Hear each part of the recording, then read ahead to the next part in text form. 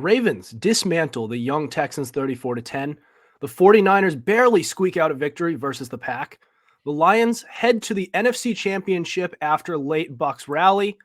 Chiefs showered in snowballs as they escape Buffalo with a win. This is the Fumblerooski podcast.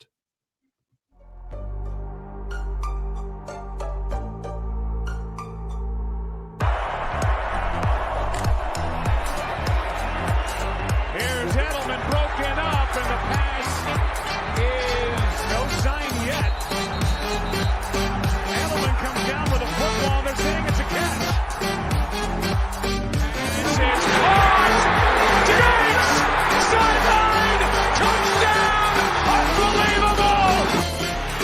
Swings it way down the field to Watkins. Sammy Watkins for the touchdown!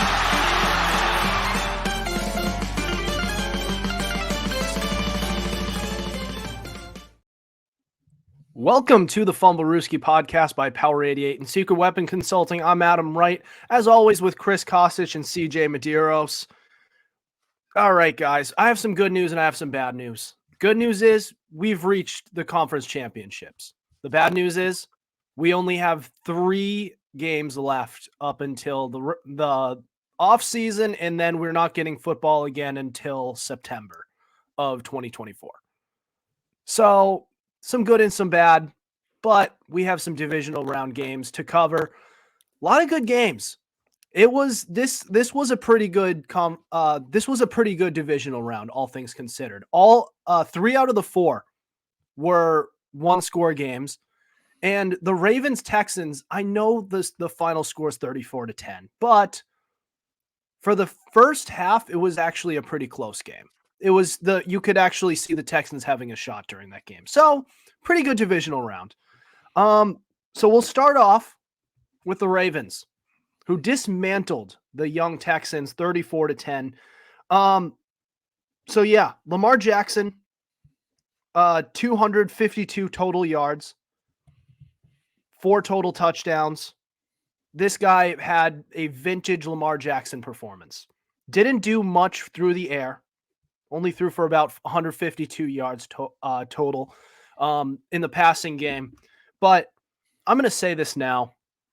This may actually be their year. This feels like 2019, except without the little chokiness that they had during that span. That Ravens team was one and done, right? They faced a team similar to this Houston Texans team, and they got routed.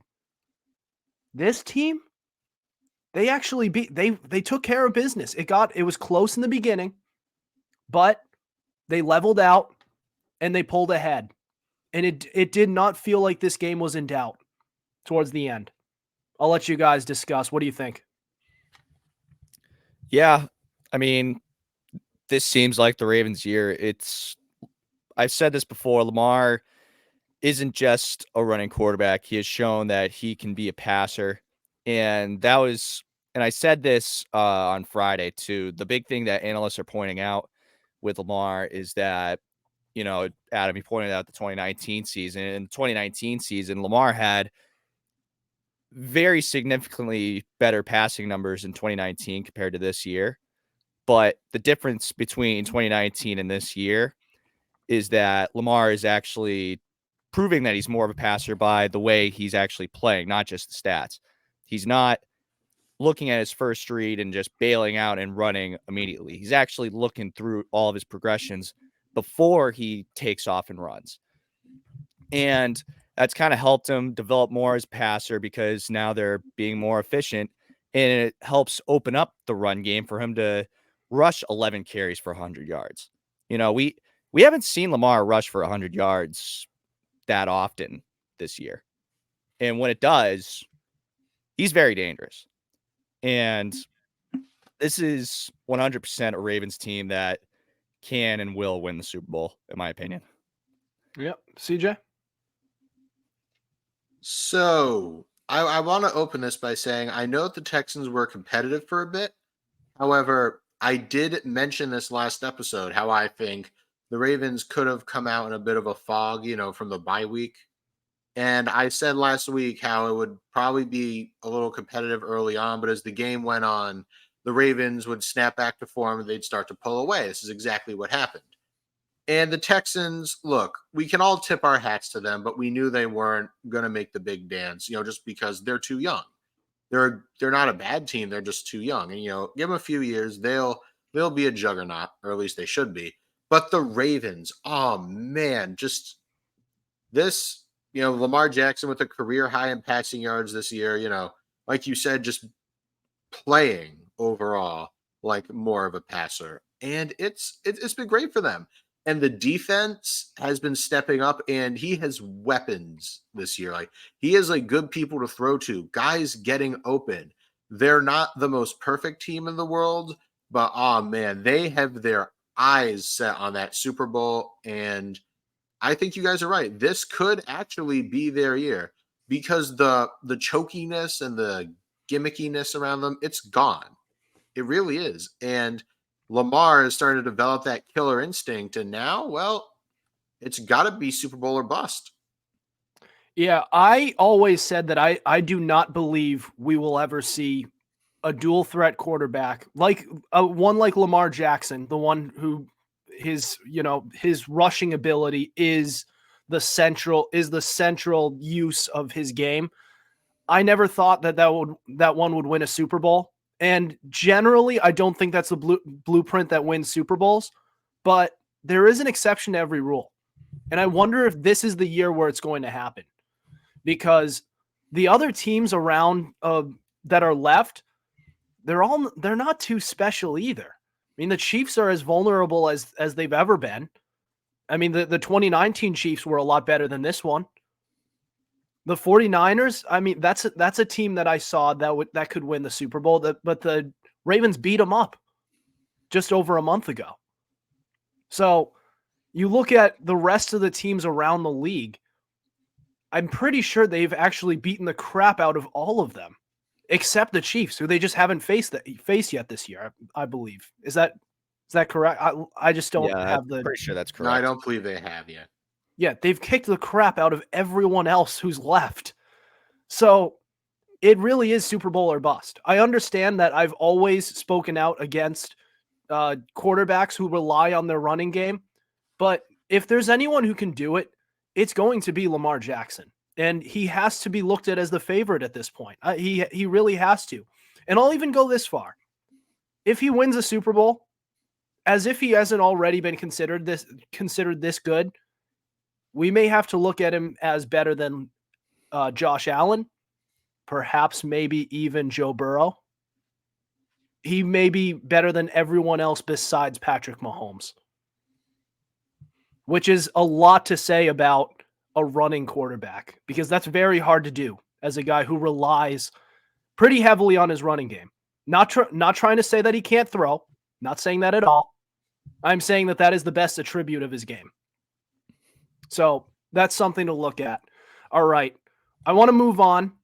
We are going to head into the 49ers on the NFC side on the Saturday night slate. It was the 49ers against the Packers, barely getting out alive against the 9-8 Pack. This is the Fumblerooski podcast.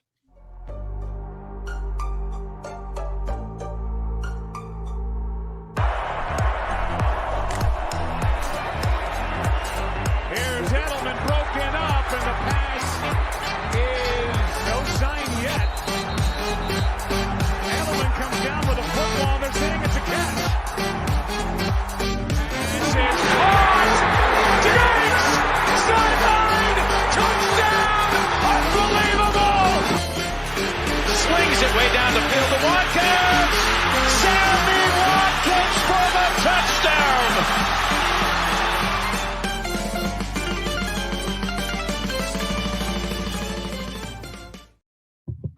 Welcome back to the Fumblerooski podcast by Power 88 and Secret Weapon Consulting. Adam Wright, Chris Costich, CJ Medieros. All right, so the 49ers barely, and I mean barely, beat the Green Bay Packers 24-21. So the Packers snuck into the playoffs on the very last day of the regular season. And then obviously you have the 49ers who have been rolling through this regular season and also became the number 1 seed. They did not play like that this past weekend. Neither of them played like they have played all season long, in good ways and bad ways. And this was a back and forth game, quite a few lead changes, and the 49ers barely came out alive, 24-21. Jordan Love threw 2 touchdown passes, also 2 picks. Brock Purdy threw 1 touchdown pass, 252 yards. Christian McCaffrey rushed for 2 touchdowns himself. Guys, what are our thoughts? Well, the Packers, I said this about the Rams, but the Packers are kind of like the Texans where they were ahead of schedule, and by the help of Matt LaFleur and his coaching ability, they were able to get the 7 seed. And in a year that they were supposed to be in a rebuilding year. So props to them. On the 49ers side, it's not surprising that they won. And even if you look at the past matchups between LaFleur and Kyle Shanahan, Shanahan has had LaFleur's number, especially in the last 2 playoff meetings that these 2 teams have had. So it's not too big of a surprise. It was a big surprise in the way that this game kind of played out, though, because, the Packers kind of had control of the game for the most part. Brock Purdy didn't really have that great of a game. He kind of got off to a slow start. The rain was kind of bothering him. He was switching out between a glove and not a glove to start. And he was having a tough time with the wet ball. Like, there was a couple times on the drop back where mid drop back, he's going to his towel to wipe his hand off mid drop back. And that was screwing up his throwing. Like, it was definitely a little weird to see a quarterback do that. I don't know. But at the end of the day, Brock Purdy and the boys got it done. CMC, if not Lamar Jackson, should be MVP. But this wasn't the biggest surprise in the world to me. CJ?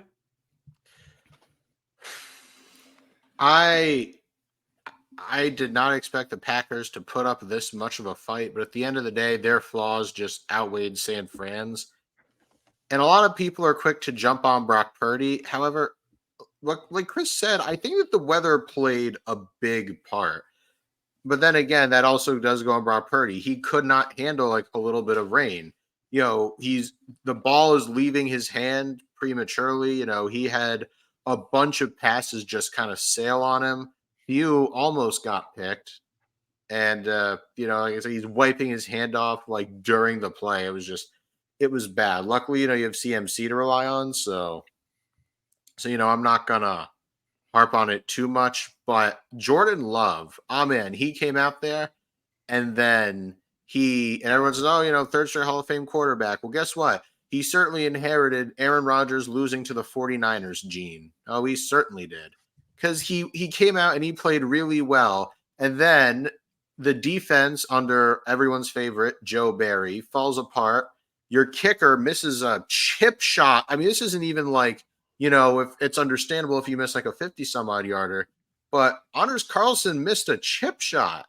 And then you have Jordan Love piling 2 picks on top of that. And it was just a recipe for disaster. So I feel like as the Packers move forward, they're going to get better. But the Niners, I will give them the benefit of the doubt and say that, maybe you kind of stumbled out of the bye week. Because, we've all said that the bye week can be a double-edged sword. As a whole, I think that the Niners should play better going forward. But it is nice to know that the Packers do look at least like they have a good future ahead of them. It's interesting, too, because before the show, we were also saying how the Packers quarterback lineage kind of skipped a generation with all the interceptions as well. Jordan Love throwing a crossbody across the field interception like Brett Favre. Yeah. He's Brett Favre throwing interceptions, and he's Aaron Rodgers in postseason production. Yeah. He's the perfect Packers quarterback. Oh, it's great. No, I mean, it was A lot of people don't realize just how bad that final drive was. You were given. I was watching that game live, and I'm like, oh, they had too much time. That's the thing. The Packers were given over a minute, which is an eternity in football. You had 2 or perhaps all 3 of your. They had all 3 of their timeouts, right? I'm not sure. remember. We'll have to go back and check. I think they had 2 or all of their timeouts. What does Jordan Love do? He gets scared. He rolls out of the pocket and throws an absolute duck to Dre Greenlaw. Let me also say, this doesn't say anything negative about the 49ers. We're in the postseason. You're going to see some ugly football. You're going to see some close games. Everyone is competitive. And you have a Packers team that did not have much pressure on them. They were playing with house money, and they weren't even supposed to be there to begin with. Teams play up to competition. It happens. And, what does that make the 2014 Baltimore Ravens? No, they exposed the Patriots. They really exposed them for what they really are. They were crying over their 2014. They won the Super Bowl in the year 2014. No, that's 2013. Oh no, that's 2012. 2014. Oh, the Patriots won in 2014. But they did. That is my point. Oh. That's okay. my point. They were really. The Ravens won. You gotta let me finish making my point. You can't cut me off before I get to the punchline. Well, the pause. I had a Biden moment. What? I said I had a Biden moment. I'm sorry. I started yelling. The 2014 rate. Let me tell you something. They really exposed the Patriots, didn't they? Yeah, they were really crying during their duck parade and their champagne showers after celebrating the Super Bowl victory. Listen, teams play up to competition, and I can't stand this argument where you have a bad game, but you still win the game, especially in the postseason. Where I see more value is on your bad days, not on your good days. On a good day, any team can blow out anybody. But on your bad days, how do? Do you still win the games? If you still win on a bad day where your quarterback doesn't look quite how he should, that's where I see more value. It's also why I can't stand people's argument against Tom Brady's performance in 2018. Yeah, he had a bad game, but he scraped his stuff together and he was able to make throws when he absolutely needed to win the game. 2 dots to Rob Gronkowski in triple coverage in their final drive. Well, Sony Michel ran it in. How did they get to the goal line, you morons? Jesus, I can't stand it. It's how you capitalize on momentum. It's how you capitalize on momentum. And, the 49ers took control of the momentum that they got from the missed field goal and went down and scored. Exactly. And we can even talk about momentum for when we get to the Chiefs-Bills game in that matter as well. But sure, it's how do you react to the situation at hand? How do you react to the situation that's handed to you on a silver platter? Exactly. It's such a statistical argument. Well, Brock Purdy didn't have the best statistical game. He only threw for 1 touchdown, and it was to George Kittle. And then you also get the idiots who are saying, well, he had 3 dropped interceptions. He should have had 3 interceptions. You can't count 3 interceptions that are dropped for one guy and not count them for the other guy. Because if you're counting dropped interceptions, Jordan Love would have 4. So it's not a good argument to be made. It's you cannot. And I also look at it towards Jordan Love and not blaming him and blaming the kicker. Why are you blaming the kicker for the missed field goal, but not Jordan Love for 2 horrible picks and 2 picks that should have been interceptions too? It's not a good argument to be made. We're not gonna play this excuses game. We're not gonna play you barely got out alive. You're gonna get killed in the Super Bowl. That happens sometimes. Bad teams play up to competition. I don't know if you guys saw the interview that Matt LaFleur had or whatever, where he said that whenever Carlson goes out for the kick, he goes to Bucci. Who's the assistant coach that was the intern for the Raiders? It was Bucci. Bisaccia. Bisaccia. I keep wanting to say Bucciaglia, but No, That's it's Rich Bisaccia, yeah. yeah, but he goes to Bisaccia and says a prayer every time Carlson goes out. Oh. It's such a weird thing to do, or I guess have let out to the media. Huh. Like, yeah, I'm openly saying I do not have faith in my kicker. Like, imagine Bill Belichick doing that for Chad Ryland. Yeah. I'm sure Which he he does, probably but does. Which he probably does, but he doesn't let that out to the media. It's just such a bad argument. Like, I understand the kicker messed up. I get it. But how about the quarterback who threw 2 picks? Like the kicker is not going to be the reason you lose games. It's going to be the rest. It's going to be the rest of your team. The quarterback runs the show. Okay? I get games get close, but if you don't want to leave it in the hands of your kicker, don't leave it so close that happens. It's the same thing with the refs. You can't blame the refs for losses because you left it that close to begin with. It's just a bad argument. All right, I want to move on. We have the next NFC game, which is the Lions and the Bucks. Lions beating and heading back to the NFC Championship. That's next. This is the Fumblerooski podcast.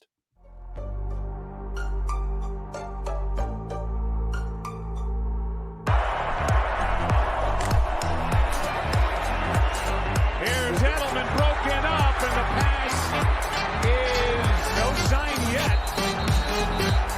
Edelman comes down with a football. They're saying it's a catch.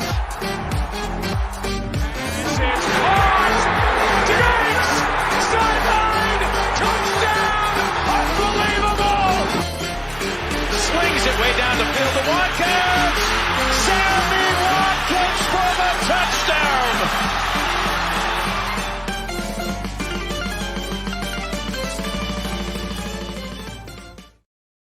Welcome back to the Fumblerooski podcast by Power 88. Secret Weapon Consulting, Adam Wright, Chris Costich, CJ Medieros. The Lions beat the Buccaneers 31-23. So the final score, I guess you could say, is a little misleading because it was 31-17 up until the end of the game. Within the last 4.5 minutes, the Buccaneers did pull within one score at 31-23. They weren't able to capitalize on it. But guys, what are your thoughts? CJ, I took the last 2 games. You can start. Oh, thank you. You are very generous. So, Lions, Buccaneers. Huh. Ain't that something? I just the Lions, man. I'm not going to touch on the final timeout that Tampa may or may not have had. That does not interest me. But it does the heart good to just see the Lions finally going to an NFC Championship game since the early 90s. I mean, just you can't help but be happy for them. And you can also give a little bit of a hat tip to Tampa Bay, who, revived Baker Mayfield's career. That they had like a decent game in and of themselves. But the Lions, just when the chips were down and it was a back and forth game, the Lions found a way to pull through and get it done. This is just a scrappy, like Motor City tough team. And there's really not a whole lot to go over. I mean, the scoreboard, what was it, 31-23, makes it look deceptively close. But from the fourth quarter onward, the Lions had a firm command of that game. Let's not make any mistakes here. Like I said, there's really not like a whole lot to talk about, but I think we've learned a few things. Jared Goff can be the guy for the Lions. Jahmyr Gibbs officially was not a reach. I mean, he was at the time, but it's a reach that paid off. And oh my God, it is looking great. Making guys like me, who did not like it at the time, eat crow. And by the way, I also want to highlight the great contribution that Detroit is getting from its rookie class. It had 2 first and 2 second round picks, and they got ready Jahmyr Gibbs, Jack Campbell, Sam Laporta, and Brian Branch. Yeah, I dare say home run after home run. They know what they're doing. Maybe they might not win the Super Bowl, but they're building a contender in Detroit if they don't win it this year. But either way, just stay tuned. And as for Tampa, they're at a bit of a crossroads with Mayfield. I'll be interested to see in what they do, but if I'm them, I'd keep him. I feel like you have to keep Baker at this rate. And CJ, remember my prediction from Friday? Not really, but regale me. Both Goff and Baker were going to throw for over 300 because both teams had top 5 run defenses and bottom 5 pass defenses. Yeah. Sounds like someone cashed in on a parlay. I was 13 yards off on the Goff prediction. He had 287. But I'm sorry. But I was pretty much, in a sense, pretty right, though, because Baker threw the ball 41 times. Goff threw the ball 43 times. You know, I kind of figured it was going to be more of an air raid type of game. Granted, it doesn't mean that both teams didn't run the ball pretty efficiently. I mean, Lions, 114 yards on the ground, 4.4 per carry.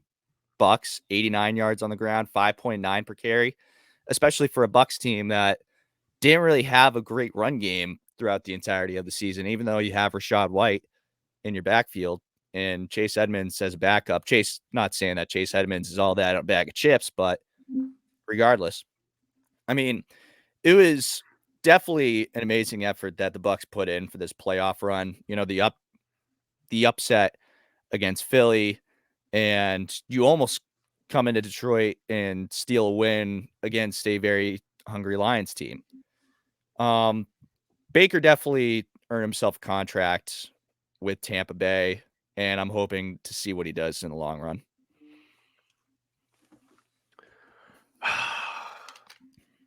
I'm still not sold on the Lions. I'm really not.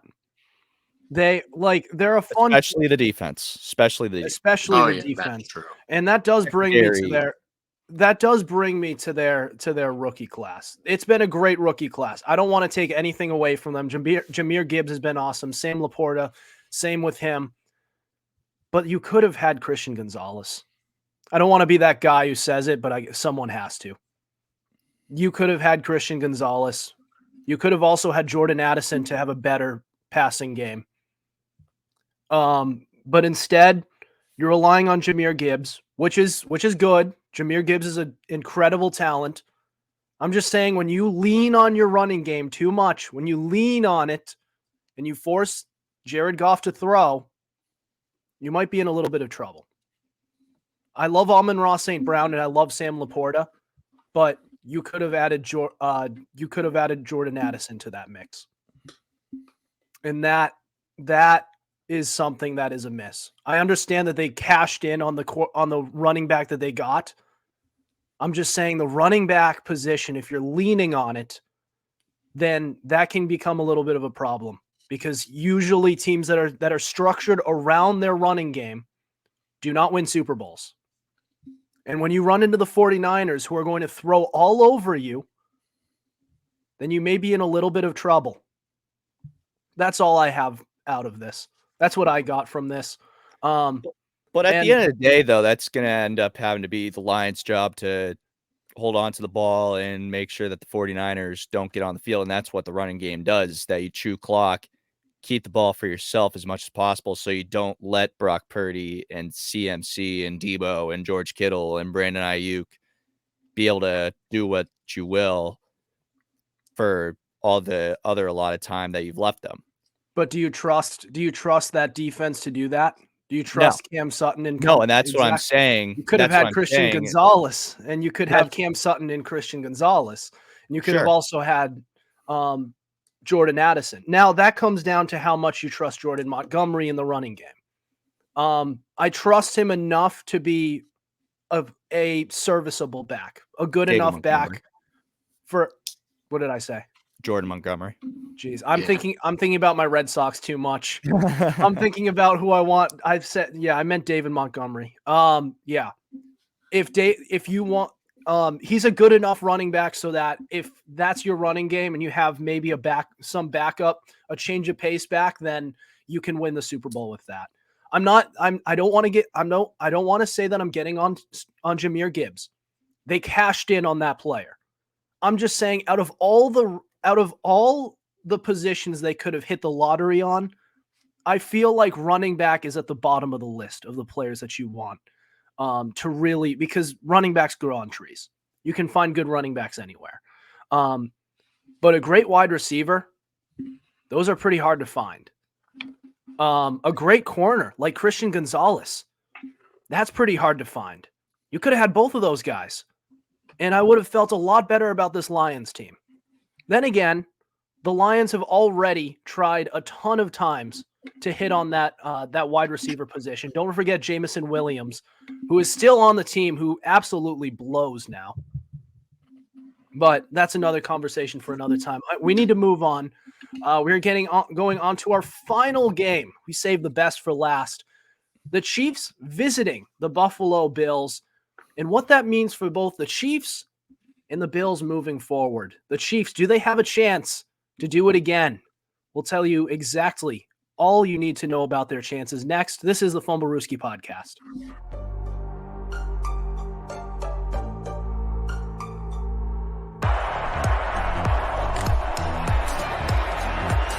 Here's Edelman broken up, and the pass is no sign yet.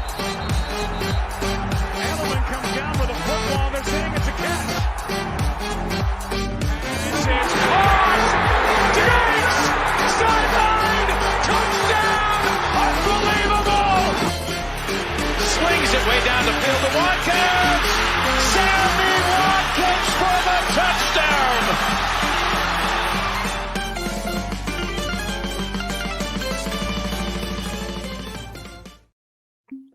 Welcome back to the Fumblerooski podcast by Power 88 and Secret Weapon Consulting. Adam Wright, Chris Costich, CJ Medieros. All right.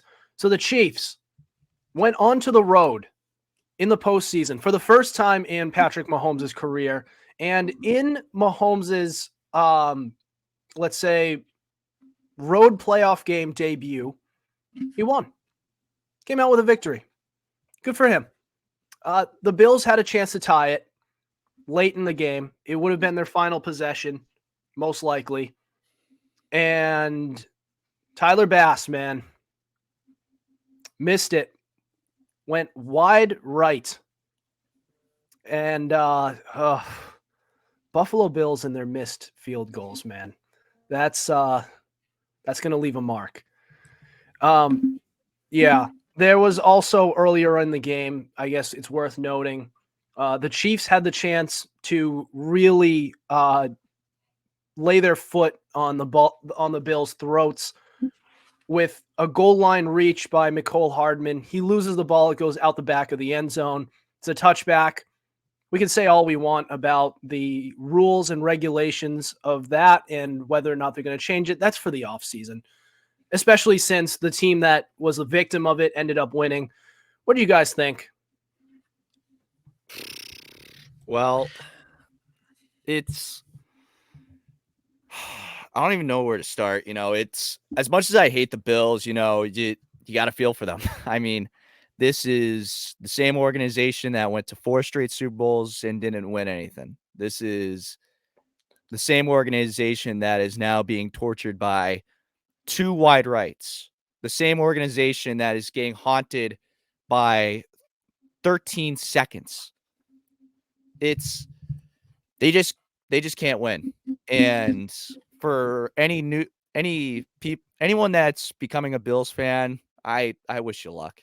I really do, because you're just going to be tortured with just straight misery for your entire life. And that's just the life of a Buffalo Bills fan.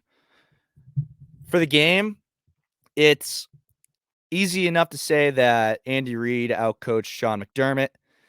It's easy to say that Josh Allen can't get it done in the playoffs. It's easy to say all these things. And really, at the end of the day, it's the Buffalo Bills. And I know Adam likes to trash on CJ for saying that the Cowboys are inevitable to lose in the playoffs isn't analytical, but I'm just going to steal CJ's page at this point and say that it is inevitable for the Buffalo Bills to be tortured at this rate. It is inevitable. And you know what else is inevitable? Inevitable. Patrick Mahomes. He is inevitable. He is like Tom Brady. Tom Brady was inevitable. And that's what we're seeing with the Kansas City Chiefs now, is that no matter what you do, Patrick Mahomes will somehow find a way to get the win. And that's just the long and the short of it, really. Now, there was a lot of moments in this game that just made me scratch my head, and obviously the fake punt comes to mind. And when you try to give Damar Hamlin a make-a-wish play, you're on your own 30. You're on your own 30-yard line. It's 4th and 5. I don't care if you apparently they had the look. They had the look. But you're 4th and 5 on your own 30. If you want to go for it 4th and 2 from your own 40 and do that, go right ahead. But you're on your own 30-yard line. There's 12 and a half minutes left. You got time. There's no reason to take this type of risk. It's not like your season is on the line in this one moment. It's just baffling that you would even try to think that that's really a good decision to even make. And then you get handed the ball back on the touchback. And this is what we were saying about the 49ers in the Green Bay game. How do you handle the moments when they're handed to you on a silver platter? And the Bills drive down and they miss on 2 plays to the end zone when they didn't really even need to take a shot at the end zone at this point either. They still had around 2 minutes to go to work with.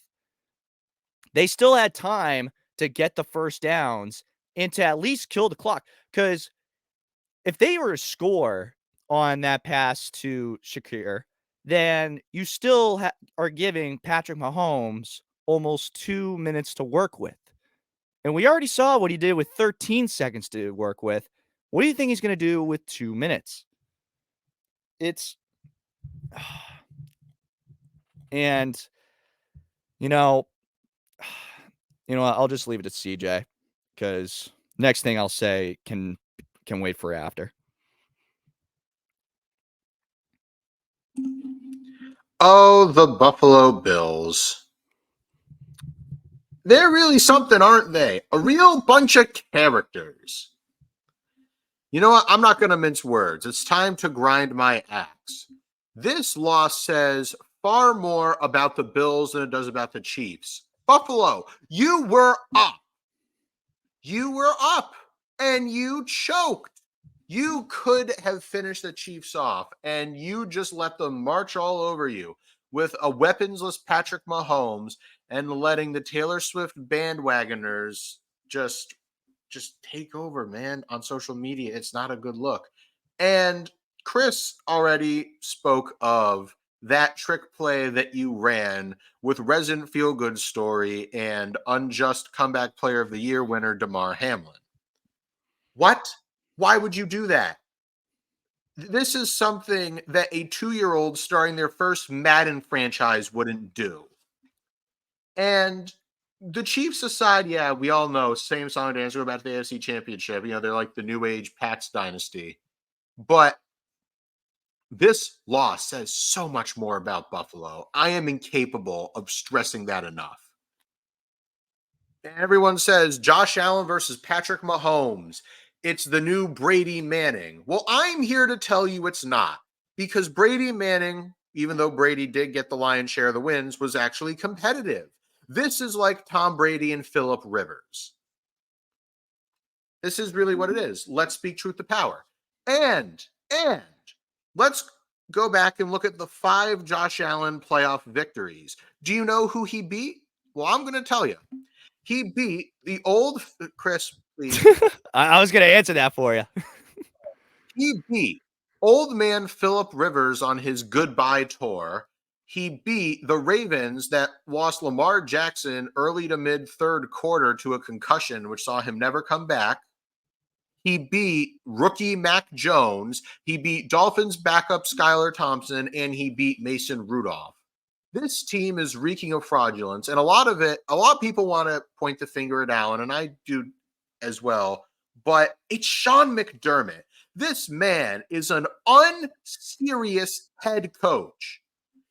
Whenever there's a team that is around Buffalo's level, maybe not evenly matched, maybe they're a little bit better, maybe that team's a little bit worse, 9 out of 10 times, Sean McDermott will get outcoached. When we think about the top 10 best teams in the NFL, right, Buffalo's always there. But notice, when we think about the top 10 best head coaches in the league, maybe on a good day, McDermott is fringe top 10. I don't care if you made the playoffs. I don't care if you made a playoff game. It is becoming blatantly obvious you will not win with McDermott because he continues to be outcoached by the Andy Reids and even like the Zach Taylors of the world. Yeah. And to go a little step further on your Mahomes versus Allen thing, I wanted to believe that this could be present day Brady and Manning. But the problem is that, the thing with Brady and Manning is that Brady had all the rings, Manning had all the MVPs, and Manning couldn't get it done in the playoffs. Mahomes is all the MVPs and the rings. Josh Allen doesn't have shit. He doesn't have anything. He's more just Ben Roethlisberger, more than Phillip Rivers. He gets a couple wins against Brady here and there, but he couldn't ever beat him in the playoffs. And that's what's happening with Mahomes and Allen. There isn't a true present day Manning versus Brady. I wanted to believe that prior to the game. I wanted to. And that's why I said in the group chat that it was a bad take when Adam brought it up, because I wanted to believe it. It's not because it's not a bad take. I wanted to believe that this could be it. And the similarities were similar. They were very similar. But the problem is that Josh Allen isn't an MVP. He's not going to win MVP with 18 interceptions. You're not going to make a deep playoff run with 18 interceptions. That's the long and the short of it. Right. But here's the real reason why you cannot compare Mahomes Allen versus Brady Manning. The reason is because I assume that we're comparing Allen in this analogy to Manning, right? Was there any quarterback outside of Brady that we were comparing to Manning? No. There was no quarterback in the AFC we could compare them to. There was no conversation about Ben Roethlisberger or Phillip Rivers being better. But with Josh Allen, you can make a case Joe Burrow's better. You could also make a case at this point Lamar Jackson is better. Hell, you can make a case that Justin Herbert's better and he's in a very bad situation. And now CJ Stroud is rising up. There's no comparison there. Peyton Manning, there was no conversation for anyone to be better than him besides Tom Brady. This is a little different now. So that's where I draw the line. I think this is Walmart brand Brady versus Manning. And it's such a forced rivalry just because they've faced each other a bunch of times. That doesn't mean anything. Right? I mean, there's a lot of, it's just a bad argument. The only difference between Allen and Mahomes and Brady and Manning is that Mahomes and Allen have had some instant classics. We're at this point of their career. Yeah, Brady and Manning had a few instant classics here and there, but for the most part, it's the Patriots beating the living hell out of the Colts. So it's even back then at this point, the Brady Manning rivalry wasn't even that much of a rivalry. It was because they were because is it really a rivalry if one team is just getting all the wins? In the regular season, yes, but the reason it's a rivalry is because of the postseason. The postseason, it was whoever was the home team won. Josh Allen just had his first home game in this rivalry in the postseason, and they didn't show up. So you have to think about that too. At least when you bring Joe Burrow into this argument, Joe Burrow actually went into Arrowhead and beat him several times. Actually, it's not just in the postseason. They're 1-1 against each other in the postseason, and actually looking at the regular season, Burrow's had him every time. Mm-hmm. So that's a better argument than Mahomes Allen. So that's why I just think this is such a forced rivalry. Just because you face each other a bunch of times doesn't make it a rivalry. It just means you're both competitive. So therefore, you're going to meet each other in the postseason a lot. And because you're both competitive, the schedule makers are going to put you on the schedule in the regular season a bunch of times. That's the only argument that I hold. I just think it's so forced, and it really needs to stop. At this point, the league needs Joe Burrow back. The league needs Joe Burrow back and playing at a high level again, because just looking at the entire NFL this season, it was just a garbage season. Such a bad year. We need Burrow back. I will. So going away from that and back to the game itself, and more towards the Buffalo side. Maybe here's a little take. Maybe you think about going away from McDermott, or if you don't go away from McDermott at like this offseason, next year could potentially be his last year, because at this point, so many times where they have been in the playoffs and they can't get over the hump, maybe they need a little shakeup. And that comes in the head coaching department. Yeah. Yeah, I said that. They might need to do that. All right. We're going to have to that's all the scheduled content we have for today. What do you guys think? What do you guys have? Anything left before besides Brian Johnson being fired? But oh my God, best thing to ever happen to that team. And it really helps those rumors where they were saying that if Sirianni's going to stay, they need to fire both their coordinators. And I'm pretty sure they've already done both, right? Yeah. I think defensive coordinator's gone too. He might be next. If he's not gone yet, then I think he might be next. I'm pretty sure he's gone. I'm pretty sure he's gone. I got the notification yesterday. I'm gonna just double check it real quick. Also, let me just say, apparently the GM Howie Roseman, head coach Nick Sirianni, and the owner Jeffrey Lurie at a sit down. That's his name, right? Jeffrey Lurie. Either way, it doesn't matter. Brian Johnson. Oh yeah, I think Desai, their defensive coordinator, it has been fired. Yes, this is ESPN. Matt Patricia is not only losing his own job, but he's also losing jobs for other people. That's great to see. That's true. And the thing was, they told Sirianni, "Yeah, we're upset with the season, but you won't be fired." But they basically told him, "But both of your coordinators are gone," and rightfully so. Right. Yeah, I mentioned that a few minutes ago, but definitely was a thing that needed to happen, because both sides of the ball, they were underachieving towards the end of the season. All right, that'll do it for us tonight. Thank you for listening to us. We have new episodes out on Tuesdays at 7:30 p.m. Eastern Standard Time and Fridays at 5 p.m. Be sure to subscribe to our YouTube channel. We have all our episodes available on Spotify, Spreaker, Apple Podcasts, iHeartRadio, Google Podcasts, and so much more. Also, be sure to follow our Instagram at Fumblerooski_podcast and our TikTok at FumblerooskiPod to keep up with our podcast and latest coverage on the NFL. Otherwise, we'll see you next week. Over and out.